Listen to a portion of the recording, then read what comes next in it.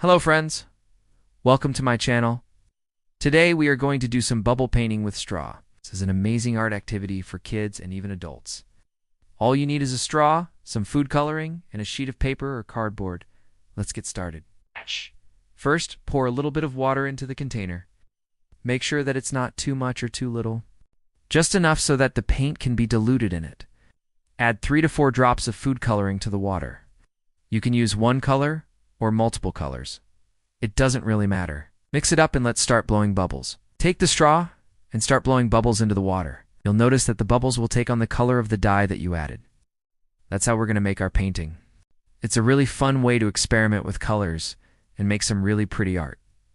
You can either blow bubbles onto the paper, or you could dip your straw into the paint and then onto the paper. What's nice about this is that it uses non-toxic materials.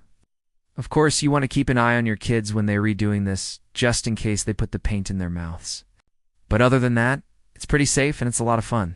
If you have a baby, you can even blow bubbles directly into their bath. It's a fun way for them to experience different colors and sensations.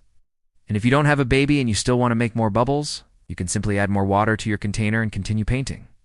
As you blow bubbles, you can talk about colors with your child. You can count the bubbles. You can make shapes. There's lots of things that you can do with this kind of painting. The best part is there is no brush involved, and children can sometimes find brushes a little bit intimidating. With bubble painting, it's very easy and intuitive. All they have to do is blow, and then the colors come out. It's a great introduction to art for very young children. When you're done, you can let the paint dry and then put it in a frame or give it as a gift to somebody.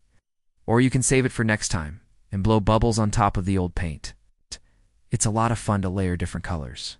And once you master this technique, you can even try blowing bubbles through a pinwheel. All you need to do is stick the pinwheel onto the end of the straw and then start blowing bubbles like you normally would. If you want to make smaller bubbles, you can use a smaller diameter straw. If you want larger bubbles, use a larger diameter straw. This is also a great science experiment because children can learn about air pressure and how it works to create bubbles. They can also learn about surface tension and how it keeps the bubbles from popping. Plus, it's a ton of fun to make bubbles with a friend and compare your different art pieces. You can even blow bubbles at each other and then see what happens when the bubbles pop.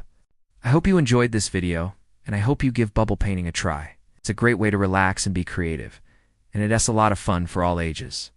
So grab a straw, some food coloring, and a sheet of paper, and let's get started.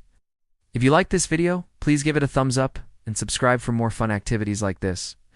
Thanks for watching, and I'll see you next time.